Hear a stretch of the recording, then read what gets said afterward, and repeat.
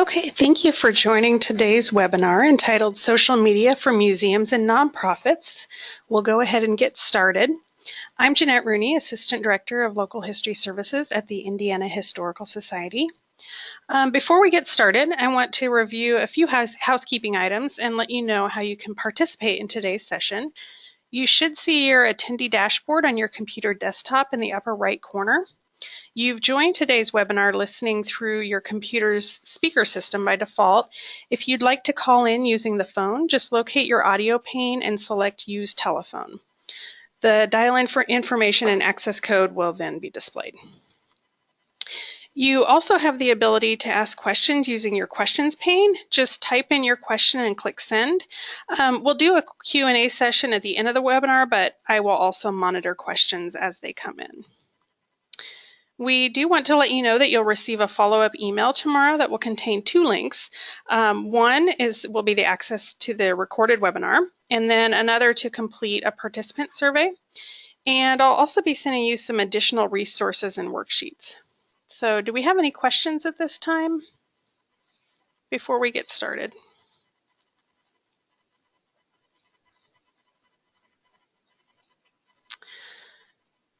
Okay, so our objectives for today are to discuss what social media is and why people use it, how to identify your audience, choose which platforms to use, and create some engaging content, some quick tips and best practices for using social media, and then how to create a social media plan for your organization.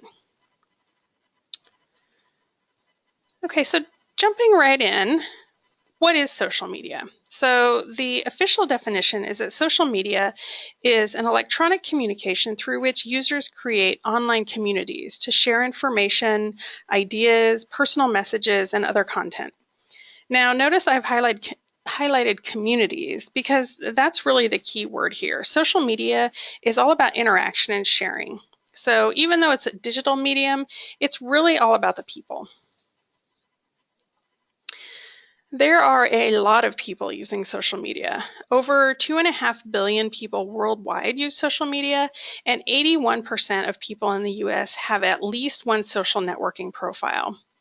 So as you can see, Facebook still outranks all the others at 2.2 billion, followed closely by YouTube with 1.5 billion, and then Instagram, Twitter, Snapchat, and Pinterest. So additionally, the number of social media platforms that an individual uses can vary.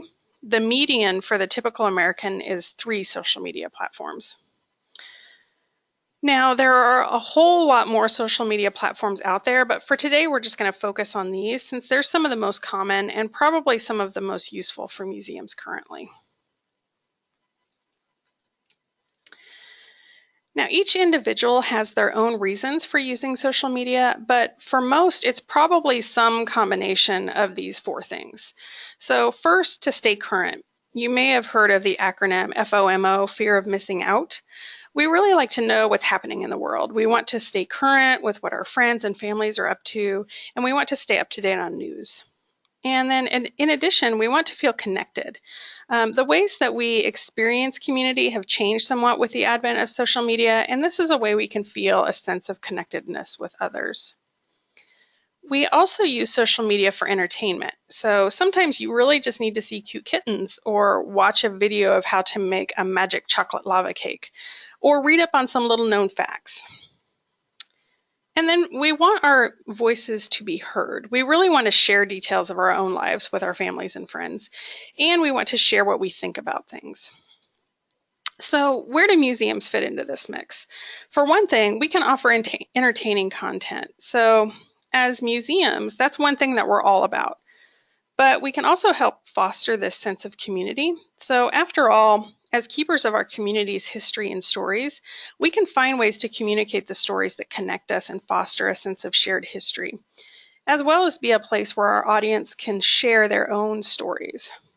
We can offer news that helps our audience stay up to date with what's happening locally, and then we can also find ways to relate our history content to what's happening in the world. So let's talk a bit about just who your audience is.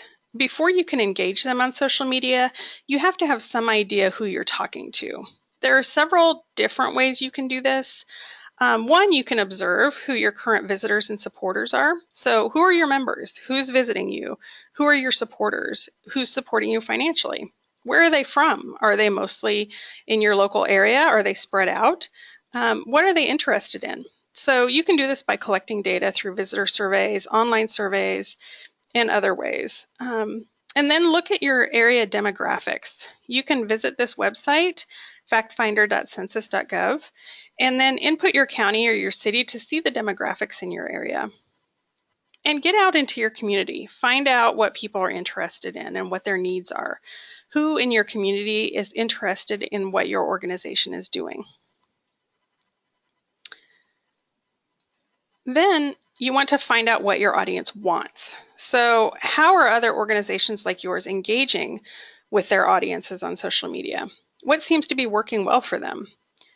If your organization is already on social media, take a look at your past posts and see what's gotten the best reactions. So which posts of yours have done really well with your audience? Which ones didn't get much of a response? And pay attention to what your visitors to your site are most interested in. So when they come to visit you, what do they ask most about? What do they like to look at? What things do they get most excited about? And then talk to your friends and family, talk to your community, talk to the people that you meet to get a sense of where your organization fits in their lives and how you can best serve them. One thing that you can do is to create audience personas. These are a great exercise to help you think deeply about your audience from their perspective. They can be really helpful for tailoring your social media, and they can also be used for tailoring your other programs, exhibits, and offerings. Now, we'll go through the elements of creating a persona, and then on the next slide, I have a sample worksheet that we'll look at. In order to create an audience persona, you want to start by thinking about your current audience. So if you've been collecting that visitor and audience data, this is a really good place to put it to some good use. The first thing you want to do is create segments. This can be by age group. You can group them by your members versus your non-members, etc. And then create personas for each segment, and then give each persona a name. You really want them to feel as real as possible. And define the demographics for that person. What is their income? What education have they had? What's their gender? How old are they? Are they married? Are they single? Are they in a relationship? Think about their values and beliefs. What are their religious beliefs? Their political views? What do they like? What don't they like? What are their goals in life? And then consider their motivations. What matters most to them? Is it their children? Is it the environment, the animals, the economy? And then finally, think about what challenges they face. What keeps them up at night? So creating personas that answer these questions can help you really think about all the aspects of your audience's lives and help you figure out how your organization fits into that puzzle. Okay, this is a handy worksheet you can use to develop audience personas, and I'll email this to you after the webinar along with some other attachments. Now, when you're filling these out, it's a good idea to create multiple personas, a few for each of those segments. So, for example, you could create 2 or 3 for age ranges 18 to 24, and then several for ages 25 to 29, ages 30 to 49, and then ages 50 plus. And this can be a really good exercise to do with your board and staff and volunteers to really get everybody on board with the idea that there are different people interacting with you and different personalities and different ideas, and then also find some of those commonalities.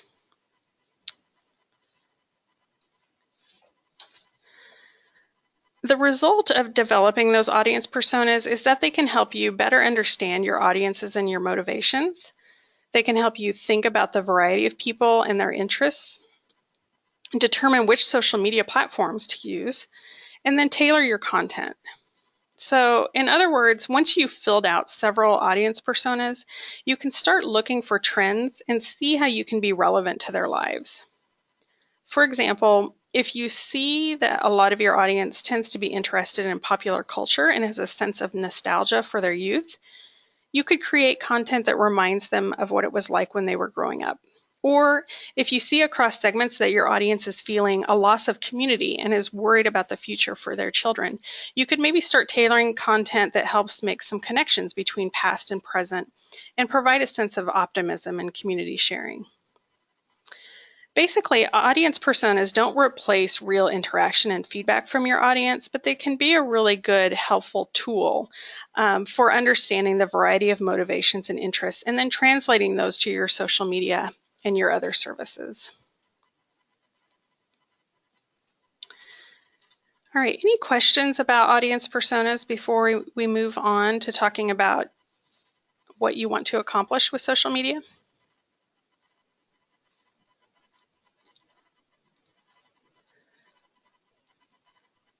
So, in addition to identifying your audience, you really need to think about what your goals are. So, what do you want to accomplish with social media? For one thing, remember that social media is not a standalone. It should be an additional tool that you use to communicate and connect with your audience. So, in other words, it should fit in with your overall organizational strategy. You really need to be strategic and set goals for yourself. What do you want? Do you want people to learn about a specific topic? Do you want people to feel connected with your organization and your community? Do you want to get volunteers for you? Think about what you want to accomplish with social media. And then how will social media help you fulfill your mission? If you're a history organization, you probably have words like connection and education as part of your mission statement. So think about how those can be fulfilled through social media. Essentially, social media should be viewed as a tool to help you communicate and connect with your audience. So for museums and nonprofits, that's where the opportunity lies. Don't think of it just as a place to advertise yourself. It's a place for community connection and education. The social media platform or platforms that you decide to use should be based on your audience, your goals, your mission, and your capacity. At the end of the webinar, we'll go over a strategy worksheet to help with all this. But to get started with choosing platforms, ask yourself these questions. Which platforms are my audience using? So you can do this by asking them directly through surveys or while they're visiting you, and then also by looking at other organizations that are similar to yours to see what social media platforms they use and what their following is like. What are my primary reasons for using social media? Why are we doing this? And then what types of content and messaging do I want to share? And how much time can I spend? This one is also a big one. You really need to figure out what your capacity is before you jump into to social media platforms, and you don't want to overwhelm yourself. Okay, so next we're going to jump in and go through some pros and cons, as well as some tips for several of the social media platforms.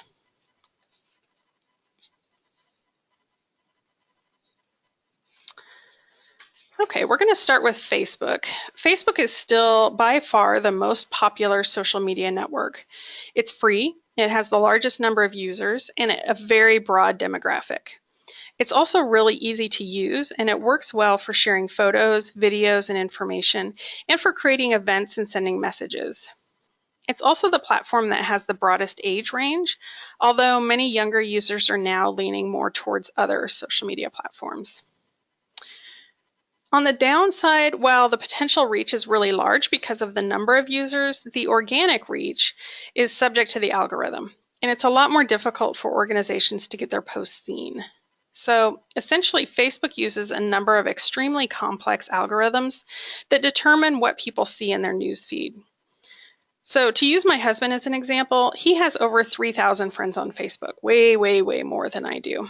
And there's no possible way that he could see even a fraction of all those people's posts on a daily basis, especially if he's only scrolling through the feed for, say, half an hour a day. So Facebook has algorithms in place to try to deliver the content to the top of his feed that he might most want to see and interact with. Those algorithms, like I said, are extremely complex, but to sum it up, the algorithm currently prioritizes posts that favor interactions, such as shares and comments. And because posts by people and family and friends tend to show those types of connections more, they're generally promoted more than posts by pages. And that's not to say that posts by organization pages aren't being seen at all, but it's much harder to get them seen organically, that is, not through paid posts, unless your audience is regularly interacting with your posts in meaningful ways. This is where the pay to play comes in, because pages are now encouraged to pay to boost posts to get them seen by more people in the feed, thus increasing the likelihood of getting engagement. Some tips for using Facebook. We'll also talk about some general tips for any social media platform in a little while. But first, so photos. Photos really do convey messages better than words when it comes to social media. The vast majority of your posts, whatever the platform, should have really good images to go along with them. And then try out videos. Videos are some of the top content now on Facebook, but make sure they're interesting and engaging or funny. We can't really get into the details of how to create some videos or edit photos during this webinar, unfortunately, but I will send you some links that can help you get started. Now, the general rule for content on social media across the board is 80-20. So 80% of your posts should be content in some form, and only 20%, or preferably even less than that, should be advertising or promoting yourself. So this means that for every one post that you do to advertise a program or request donations, you should be doing 4 to 5 or more posts that are purely content, such as interesting facts, stories, photos, articles, etc.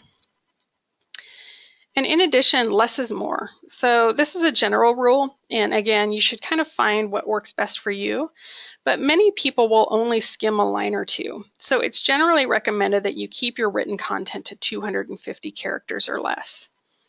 Ideally, you should think about having a blog on your website or in another location where you can get into a little bit more lengthy text, and then we'll get into talking about blogging a little bit later. And then once you have that, then you can link to it with a short teaser on social media. This is also a good place where you can try writing clickbait to move traffic to a blog or other online content on your website where they can learn more about a topic. So basically, clickbait is a way of wording a post where it entices users to click to find out more using things like action words and suspenseful language. The funny thing is, even when we know we're looking at clickbait, we still feel compelled to click on it. For me, the clickbait I can't pass up typically has to do with books, and I'll even seek out clickbait on this topic. One that I came across earlier this week was 10 new releases to put on hold at your library right now. And of course I clicked on it because I want to know what those 10 new releases are. So for museums, this could be something relating to interesting items or stories from your collection. For example, if you have a photo of a girl who grew up to do great things, you could share the photo and say, she lived in a log cabin as a girl, but you'll never guess how she changed the world when she grew up. That clickbait should be used in moderation, but it can be an effective way of enticing people to read more about a story. You do want to avoid engagement bait, though, which Facebook now punishes by demoting the posts. Essentially, engagement bait is when a post overtly asks someone to engage in a way that's not organic or authentic. So, for example, asking people to share a post for a chance to win a prize, or react with a smiley face or a heart to vote on something unrelated. And then also posts that directly ask people to comment or tag others can be classified as engagement baiting. So I'll send a link that shows examples of this, but this is something you definitely want to avoid. However, you can pose questions to your audience. The first rule of social media is that it should be interactive in a meaningful way, not a one-way street. Many museums that I know of who are getting a lot of engagement on social media are doing so because they find ways to get their audience to interact. One way is by asking people to identify photos. You could ask them to guess where something is. One thing you could do is try this as a weekly feature. That's often very popular with our audiences. And then also make sure you're following some other organizations, particularly in your community, and make sure you're interacting with them as well. Like their posts, share their posts occasionally with your followers if appropriate. Positive posts have been proven to get more interaction. Now, that's not to say that you can't or shouldn't tackle tough topics, but for many of your posts, upbeat will often get more engagement. Think about timing. This can be kind of a moving target, so try posting at different times of the day and different days on the week to see what works best for you and your audience. But no matter what, make sure that you're posting regularly, preferably once a day, or if not, once every other day. Another note, post your upcoming events through the event setup on Facebook so that people can see what the events are coming up soon for your organization. If you have a few events listed, Facebook will automatically put them in order of the date, so it makes it a lot easier for people to find out what's coming up. And always answer questions and respond promptly. Facebook actually has a notation on your main page that tells people approximately how long it generally takes you to respond, so make sure you're doing that in a timely fashion.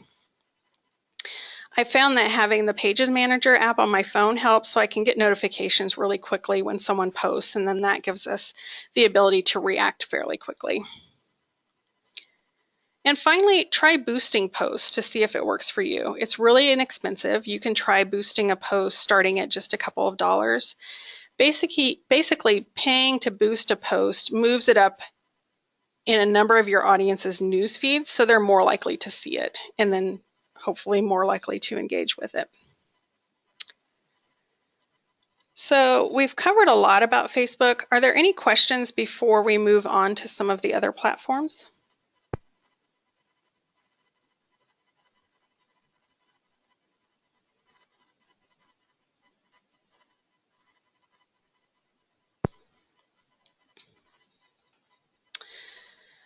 Okay, YouTube we'll go over fairly quickly because it's a little more focused than other platforms, and it's more of a one-way street. It's a medium that doesn't invite a lot of interaction.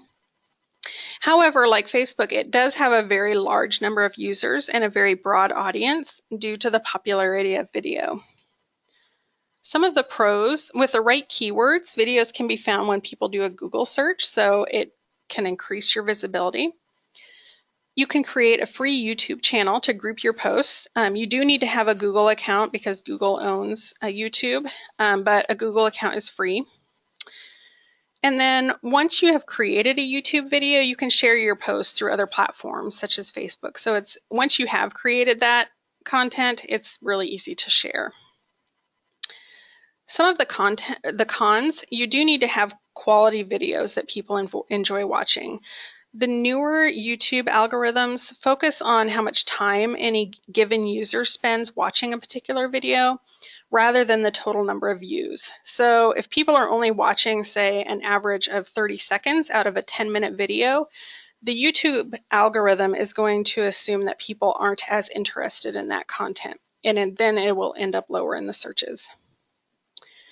Some tips if you do decide to use YouTube. One, make sure you optimize your title and your descriptions. That is, make sure that you're using really strong titles with the right keywords to make them stand out. And then make sure you produce really high quality content that users will want to watch all the way through. Some tips for good content. You could try doing how-tos that teach people something new or a skill. You could do behind the scenes looks at things in your museum that they might not see otherwise. You could try funny stories, but be creative. Try out some new ideas. Now, Instagram is another platform with a large number of users in younger demographics, and it's a setup that can work well for museums with good visual collections. Basically, Instagram is a photo sharing site. It's primarily visual, and while it does allow for some short descriptions and comments, which are all really encouraged, its strength really lies in that strong visual medium.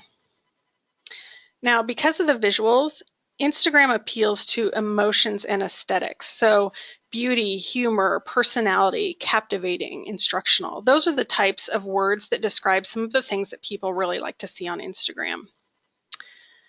Instagram is very easy to use. Once you've created a photo, it's really easy to share with your other social networks like Facebook and Twitter. Some of the cons, it is primarily smartphone based. You can look at an Instagram page online, but to add photos, you really need to have a smartphone. There are some workarounds out there, but it really does work best on a mobile device. And then the other thing is that while you can include a link in a post, it won't be clickable. It will just show up as text. And generally, people aren't going to copy and paste it to find out more. So that's the thing. Instagram really does focus on purely images and short comments. Some tips for using Instagram. One, remember that Instagram is all about that visual experience. So you want to use high quality, engaging photos. Try using hashtags. Instagram and Twitter, which we're going to talk about next, are two places where hashtags are used the most. If you haven't used them before, hashtags are words or phrases with the hash mark in front of them.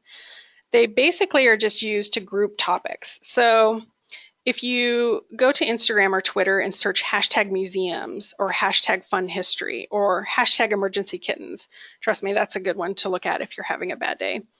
Then all the posts using that hashtag will come up. So you can see all the posts relating to that topic. Generally, you want to use a maximum of 3 to 4 hashtags per post. Hashtags will often further your reach by getting you seen by more people. And you can use them on Facebook, but they generally don't get the same use there. Like other social media platforms, you should post consistently, approximately at least once a day, although you can also post more often on Instagram. If another organization or individual is involved in something that you're posting, and if they have an Instagram account, try tagging them in your post. And then again here, posts should be primarily content. The point of Instagram is to share interesting photos, so keep the focus there. You can experiment with using their paid ads to see if they work for you. It's not very expensive, and ads on Instagram tend to get much higher engagement than ads on any other platform.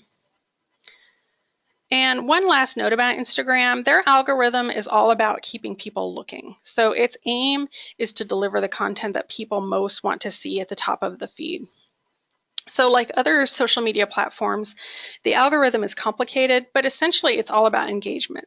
So if your photo is getting a lot of engagement, then Instagram will show it to more of your followers, which is why it's so important to be putting out the interesting and high quality images.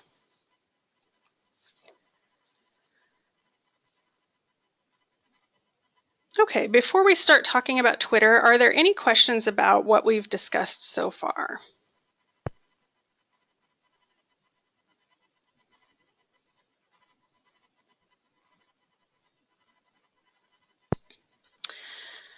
Okay, well, Twitter is a platform that allows for short, real-time messages called tweets that contain text, photos, videos, or links. One of the best things about Twitter is that it can allow for real-time news and communication. So generally, tweets appear in the newsfeed in the order that they were tweeted, with the newest at the top. And because the fact that tweets are so short in length, it's easy to quickly absorb information while you're scrolling through the newsfeed.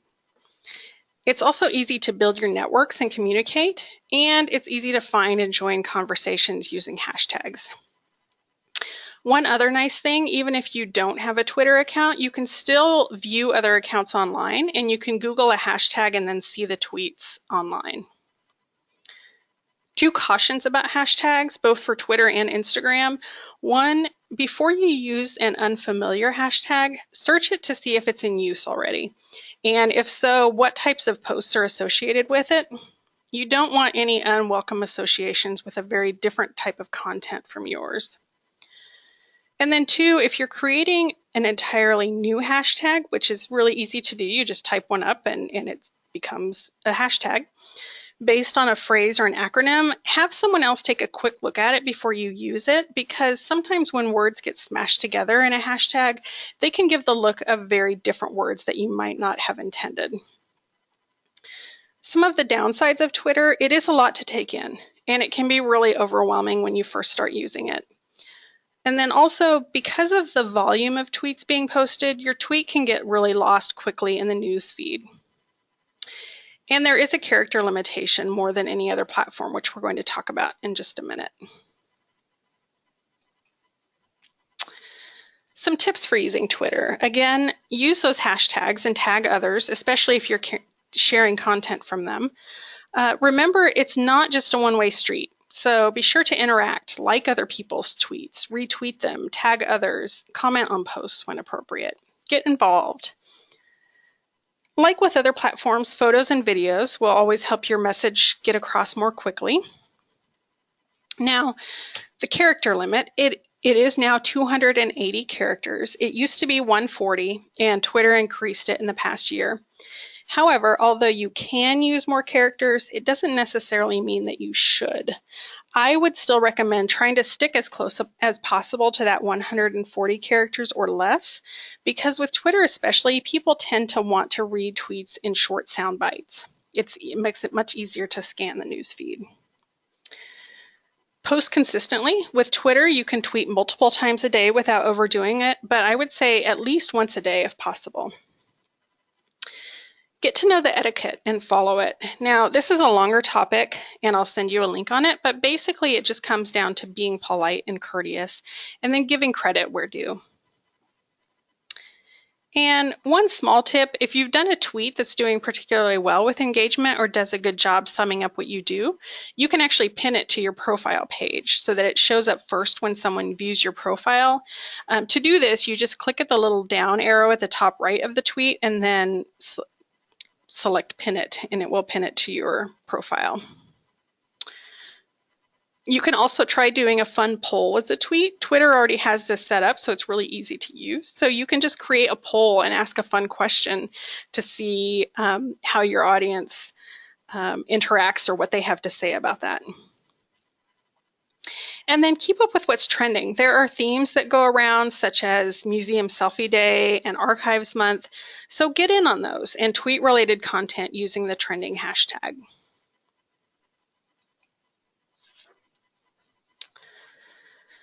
Now, we're not going to get into too much detail with Snapchat, but it is worth mentioning, particularly because it is popular with a much younger audience. Snapchat is entirely mobile, so it's only used on a smartphone, and it's essentially a messaging app that allows you to send photos that disappear after a certain amount of time. So that can range from a handful of seconds to 24 hours or more, depending.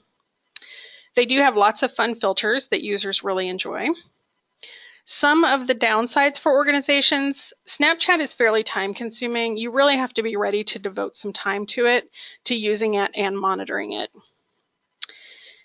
And it has limited analytics, so you won't find out that much about how your snaps are performing or how your audience is using it.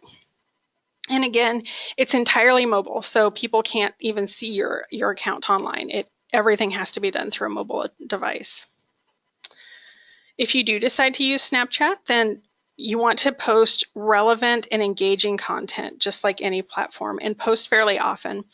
And again, this is a platform that's fairly more lighthearted, so you want to make sure that your content is a little more upbeat, interesting, engaging here.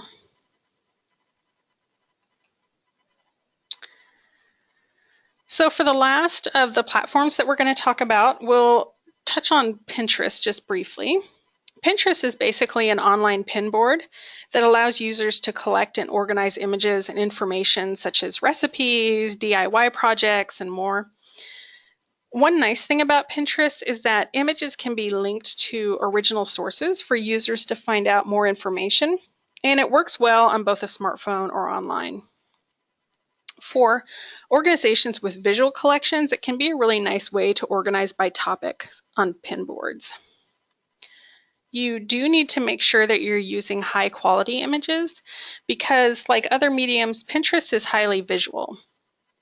It does also have a more limited audience than other social media platforms, so you won't get quite as broad of a reach there. And then some tips. Create boards that are organized logically and easy for your audience to use. And if possible, link pins to your website if they can find out more information about the image there. Okay, phew, we covered the 5 platforms fairly quickly. So are there any questions before we move on?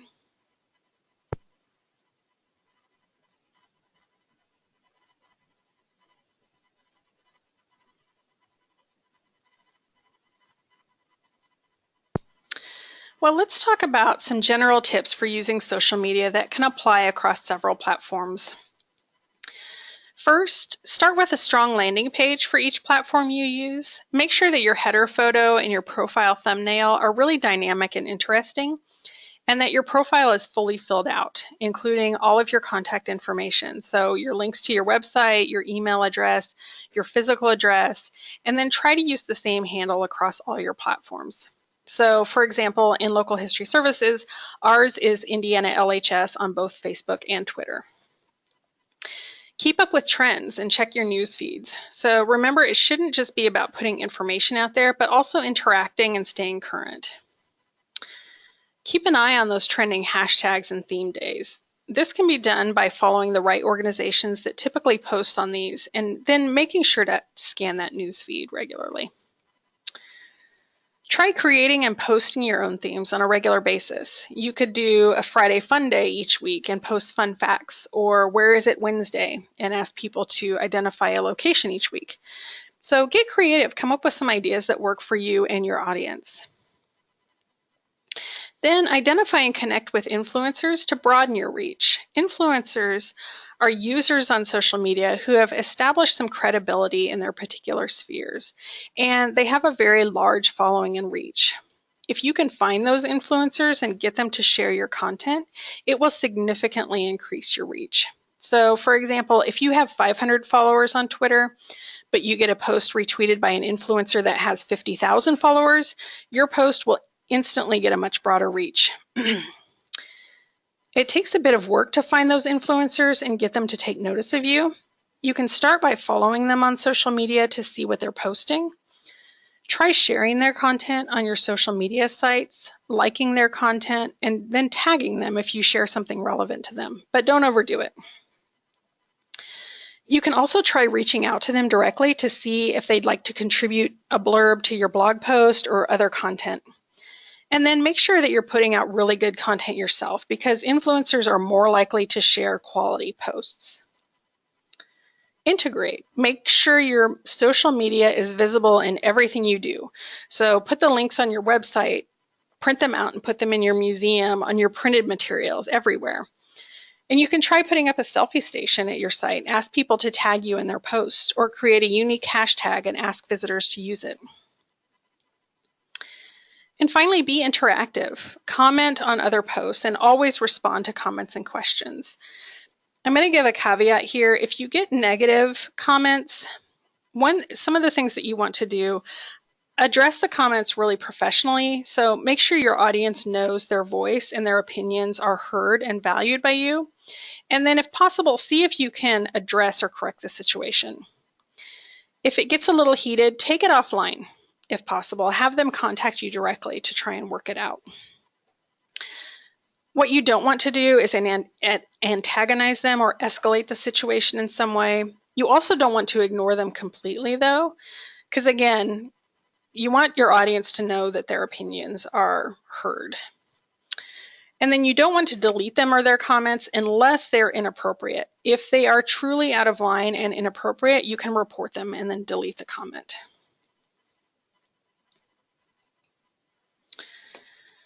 Okay, let's talk about some tips for posting good content. First, get a feel for the best tone for your audience. Does your audience prefer a lighthearted, casual tone? More serious? Some mixture of those? Once you get in and start using it, this will become a little more apparent. And then also the tone depends somewhat on the platforms you use. So Facebook can work for any tone, but Snapchat, for example, like we talked about, is generally very casual and fun. Remember, for you, social media is about fulfilling your mission. So do what you do best.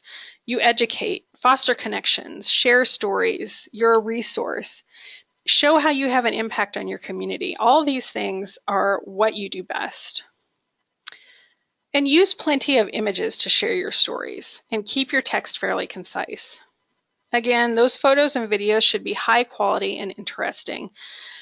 While I know that sometimes historical photos can be a little grainy or a little fuzzy, that is okay as long as they're fairly dynamic and interesting, but avoid sharing low quality pixelated images. And then make sure the images capture the story you're trying to tell.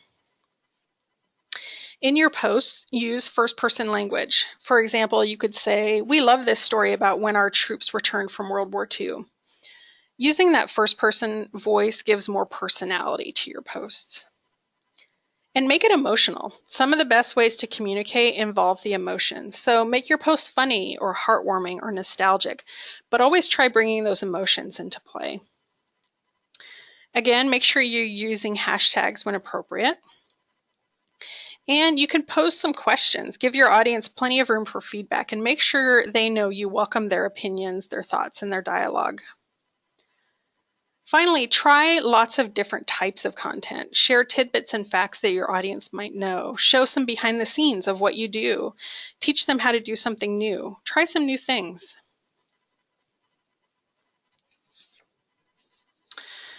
Okay, before we move on to creating a strategy, I want to touch briefly on blogging and e-newsletters. Blogging can be a form of social media depending on how you use it. It should always encourage comments, and generally most blog platforms will allow for comment sections. This is where you can get into a little bit more in-depth content than what you can share on other social media platforms, but you still don't want it to be a dissertation. So keep it relatively brief. There are lots of ideas and discussions out there on what a good word count should be for a blog, but I would say a good average is somewhere between 600 and 1200 words. Again, this is something you can experiment with and see what works best for you. Make sure you keep to a consistent schedule. So whatever you decide, if you're going to blog weekly or bi-weekly or monthly, set a schedule and then stick to it. And again, keep your mission and your audience in mind when writing, and remember that you're writing for them. Another thing is blogs shouldn't feel too formal. Keep the tone casual and inject some of your own personality into it. Always include images. Good visuals break up the text and provide some additional bonus content for readers.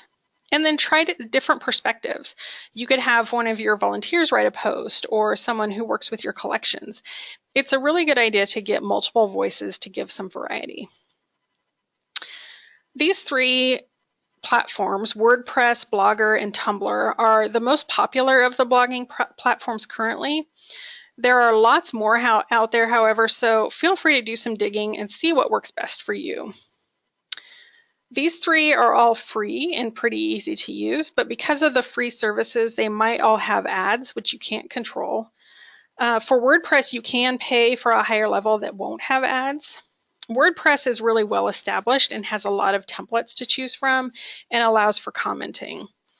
Blogger is owned by Google, so it's automatically search friendly and has some more in-depth analytics. And Tumblr is more of a microblogging platform. They tend to focus more on images with shorter text. So again, do some research and see what works best for you and your audience. Okay, e-newsletters are different than social media as well because they're definitely a one-way street, but that doesn't mean that you can't provide engaging content and tailor the experience to your audience. Again, here, it shouldn't be all about advertising, but rather provide a value for your readers. So for one thing, it's not just about sharing your programs. That can certainly be a part of it, and people will actually expect it in this format. But you should also provide content and news that engages them. So include some history tidbits, some photos from your collections, a brief story. Make it fun for them to read. Keep to a consistent schedule. Often monthly is a good place to start, but again, see what works for you and your audience. And create a template design and use that same format each time. You can change it up and redesign it occasionally, but you want your content to stand out. And if your design is consistent, it can do that. Like with other forms of media, use images and don't overdo the text. There should be a really good balance of both. I would recommend using an e-newsletter service rather than emailing out a PDF to your audience. Using a service will allow for easier reading and linking to your website and other resources. And then you'll also be able to get back analytics about how many people are opening the newsletter, clicking the links, etc. Now, don't sign up people unless they ask. If you're starting an e-newsletter for the first time, ask people to subscribe to it. Don't automatically take all the emails you have on file and subscribe them. If that happens, it can be considered spamming, and you could potentially be blocked from the e-newsletter service, and your organization's email could be blacklisted. So you want to avoid that. Make sure your organization's contact information, including a link to your website and links to your social media pages, are included in each e-newsletter that you send out. And then these are some services to consider. If you're just getting started, I would recommend trying out MailChimp. It's a free service and it's really easy to use. The only downside is they don't offer phone support, so you'll have to email them or chat with them online if you need tech support. The other three are all very good services. They're not very pricey. Most of them start at $10 a month. They all offer free trials. Some may even offer a free service for nonprofits, so check that out. And so take advantage of the free trials. Go in and play around with their services and see if there's one that you like to use better than the others. Okay, any questions before we jump into creating a strategy?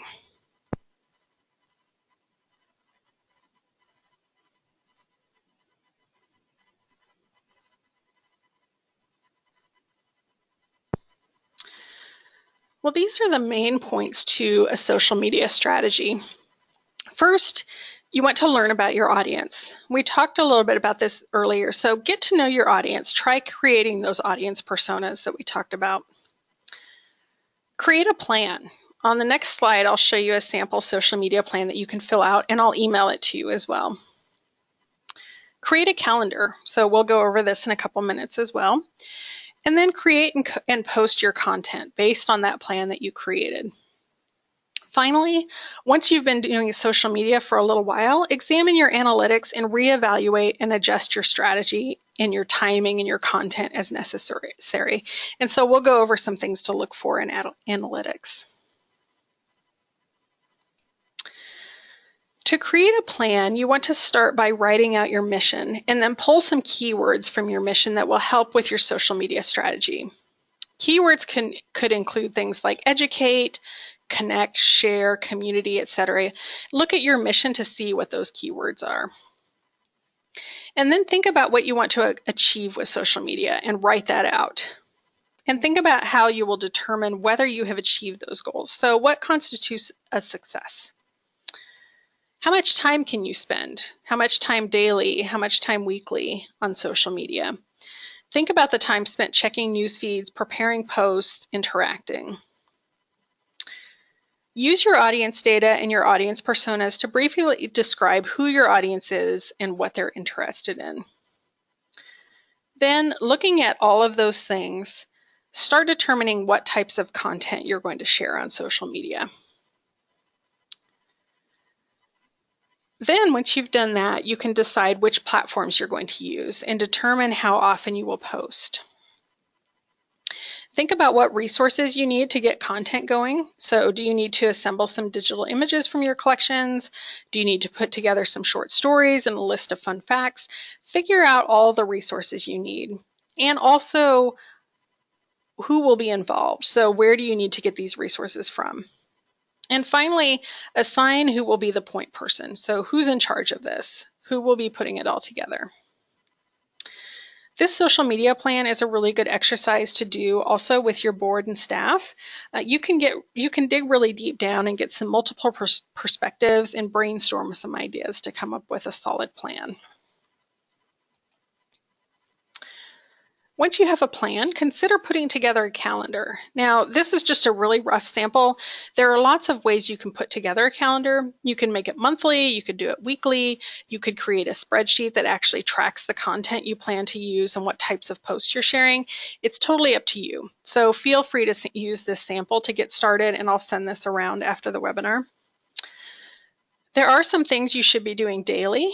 So check the news feeds and make sure you're engaging with others. This part doesn't really have to be very time consuming. You could spend 5 to 10 minutes in the morning just going through the feeds. Then decide how often you're going to post and what types of content you will post on each platform on a given day. You could, if you decide to do a weekly theme day, put that on your calendar. If you know when a worldwide theme such as Museum Selfie Day is coming up, be sure to note that. And then a note about scheduling posts. You can do that to save some time with platforms such as Hootsuite, which has a free basic plan. You just want to be very careful on how you use it. And then schedule a time to look over your analytics and adjust your plan as needed. So, for example, you could plan to do that on the 1st of each month.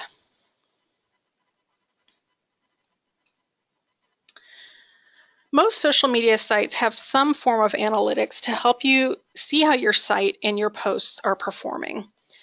These analytics can help you figure out what types of content is doing best, determine when it's best for you to post, who your audience is, what they're interested in. We'll look really briefly at some Facebook and Twitter analytics tools. Analytics generally come free with any social media platform, and they're really easy to use. On Facebook, to access your analytics, click Insights from your main page. Here, what I've done is I've opened that up and then clicked Export Data in the top right. When you do that, you can decide what type of data you want to download. You can pick your date range, whether you want to see data about your page, your posts, etc. Doing an export can be really helpful if you want to see all the data from a particular time period in just one place. You can also look through the tabs on the right, or on the left, I'm sorry, for more in-depth data as well.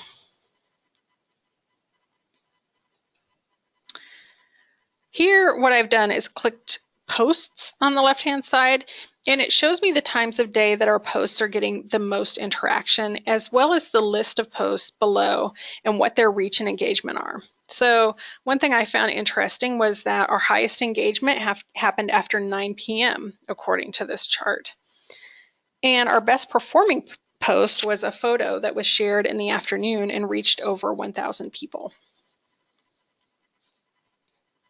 Below, you can also see the reach for each post, the types of engagement for each post. If we were to boost it, we'd also be able to see that there.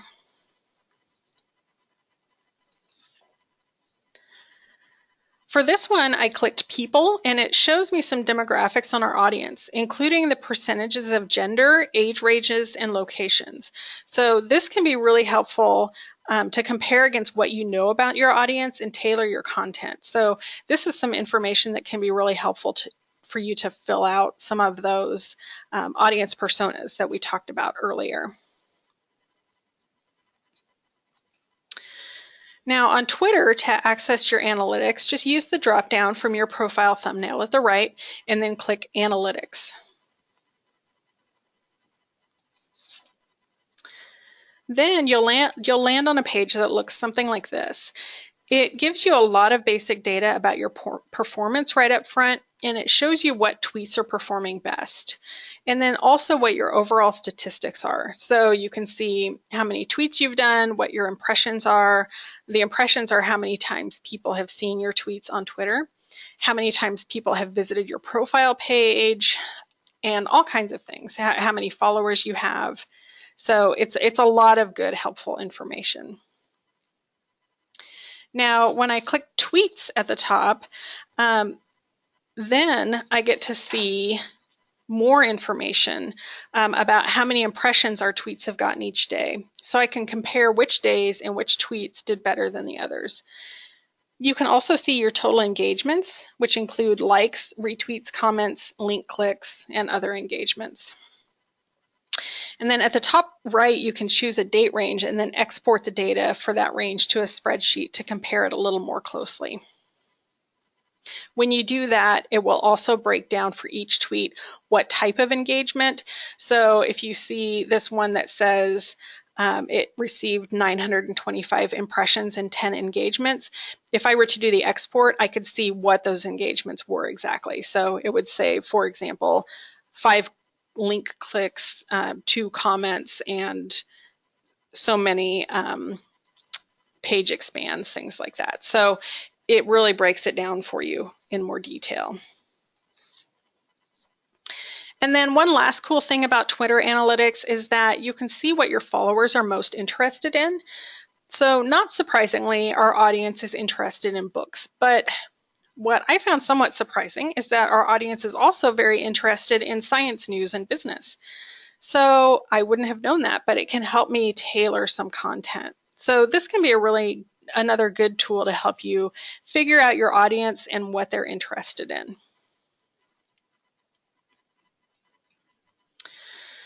Okay, so to close for today, these are the main takeaways from this webinar. One, social media is a tool for connecting to your community, not advertising to them. Get to know your audience. Figure out who they are and what they're interested in. And then create a plan based on your mission, your capacity, your goals, and your audience. And finally, build those relationships, connect, and then have some fun. Okay, I know we've covered a lot of information today, but don't be overwhelmed. If you spend a bit of time in the planning process, it can really help you find the right strategy and the right platforms that work for you and your audience. Okay, we have a little bit of time left. I'm happy to take any questions. You'll be receiving a recorded webinar or a recorded version of this webinar, and I'll also email you the handouts and a list of links and resources for more information on all the things that we talked about today. My contact information is here. Feel free to contact me at any time with questions. So thank you all for participating in the webinar today, and have a great afternoon.